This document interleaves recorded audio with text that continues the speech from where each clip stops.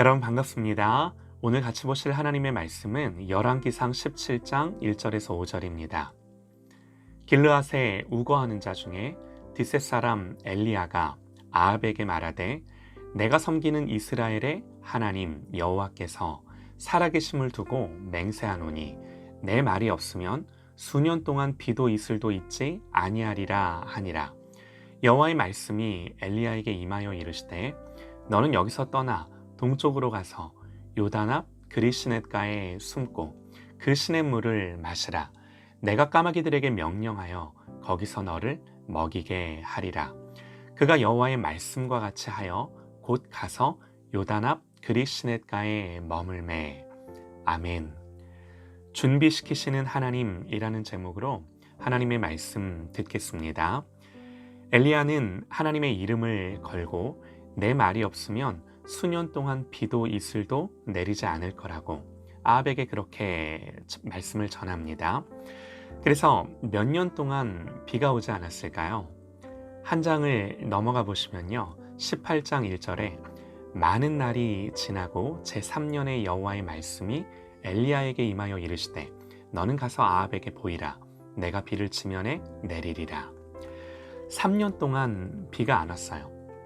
자, 그런데 누가복음 4장 25절을 보면 예수님이 내가 참으로 너희에게 이르노니 엘리야 시대에 하늘이 3년 6개월간 닫히어 온 땅에 큰 흉년이 들었을 때에 그럽니다.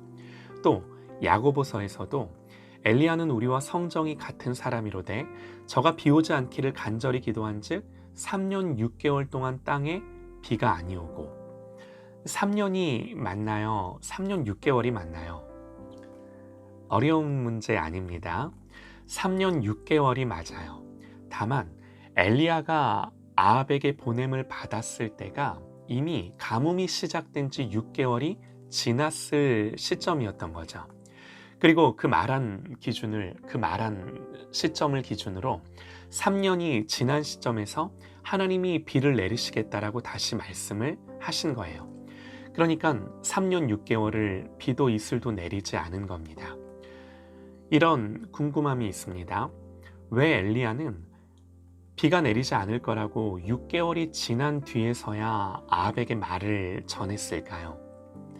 그냥 하나님이 그때 부르셨으니까 그렇게 답을 할 수도 있겠지만 제 생각입니다만 저는 하나님이 이 기간 동안 엘리야를 준비시켰을 것 같아요. 아합에게 가기 전에 6개월을 기도하고 하나님 앞에 머물며 준비하는 시간들을 갖지 않았을까, 그런 생각이 드는데요. 사실 6개월 뿐이겠습니까? 하나님 계속해서 엘리야를 훈련하시고 준비시켰을 겁니다. 왜 그런 생각을 하냐면요, 오늘 말씀 때문이에요. 엘리야가 앞으로 비가 내리지 않을 거라고 그랬더니 어떤 위협이 있었겠죠. 아합이 지금도 비가 오지 않아 고민인데 그런 말을 하는 엘리야가 반가울 리가 없었겠죠. 어떤 위협이 있었는지는 모르지만 하나님은 3절에 엘리야에게 그리시넷가에 숨으라고, 너는 여기서 떠나 동쪽으로 가서 요단 앞 그리시넷가에 숨고, 하나님이 숨으래요. 그런데 한번 생각을 해보시죠. 하나님 얼마든지 아합을 무너뜨리고 패하실 수 있으셨죠. 그런데 지금은 어떤 이유에서인지 그냥 엘리야를 숨기십니다. 앞으로 내 말이 있기 전까지는 비가 오지 않을 거라고 그냥 그 말만 하고 숨으래요. 어찌 보면 엘리야의 입장에서도 허무할 법하죠. 그런데 하나님 또 어떻게 하시나요?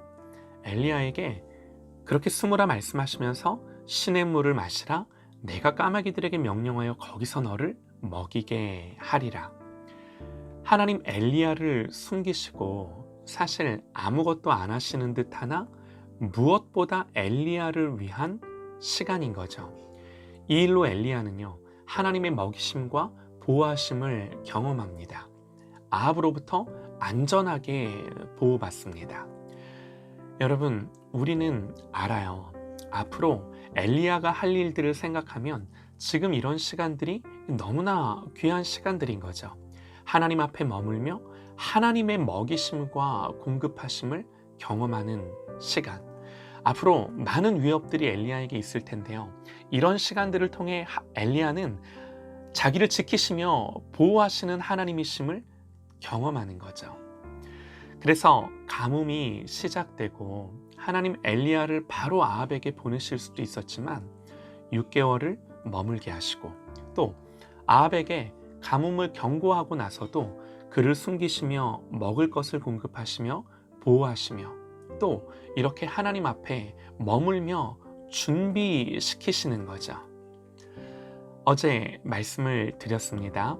성경은 엘리야의 가문, 출신 배경, 그가 어떤 사람인지 전혀 설명이 없다고, 그저 길르앗이라는 곳에 살고 있던 뒷셉 사람이라는 것 외에는 전혀 언급을 안 합니다.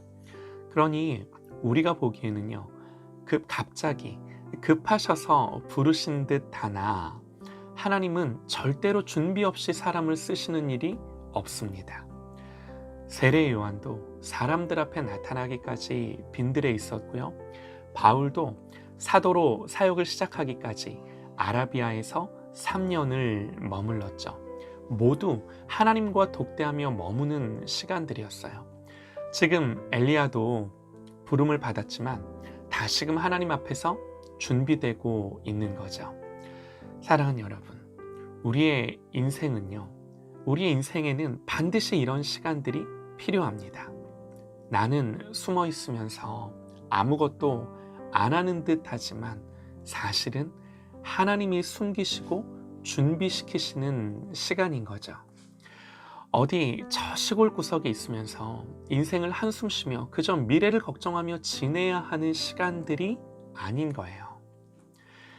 여러분, 이런 시간들을 하나님 허락하실 때 가장 중요한 것은 정말 이 시간들을 통해 하나님을 깊이 있게 경험하는가, 내가 정말 하나님과 친밀하게 교제하며 동행하는가, 그러므로 하나님의 마음을 알고 그 말씀이 내 속에 있는가. 하나님은요, 지금 사실은 칼을 가세요. 하나님 잘 갈아놓은 칼을 칼집에만 꽂아두시겠습니까? 그러실 리 없죠. 이렇게 하나님이 숨기시는 시간, 여러분 정말 중요한 게 있습니다. 5절 말씀에 이렇게 기록을 합니다.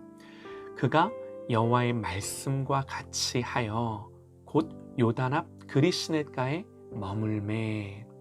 말씀 앞에 즉시로 순종하는 거죠. 우리는 미래를 알지 못하지만 중요한 건 그 순간순간 하나님이 주시는 마음 앞에 순종하는 겁니다. 엎드리는 겁니다.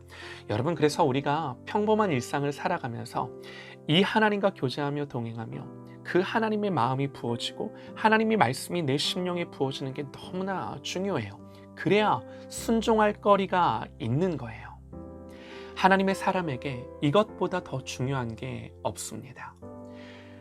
그렇게 할진대 이 순종의 일상들은요, 퍼즐처럼 맞춰지기 시작하고요, 하나님이 그리시는 그림이 그려지기 시작하는 거죠.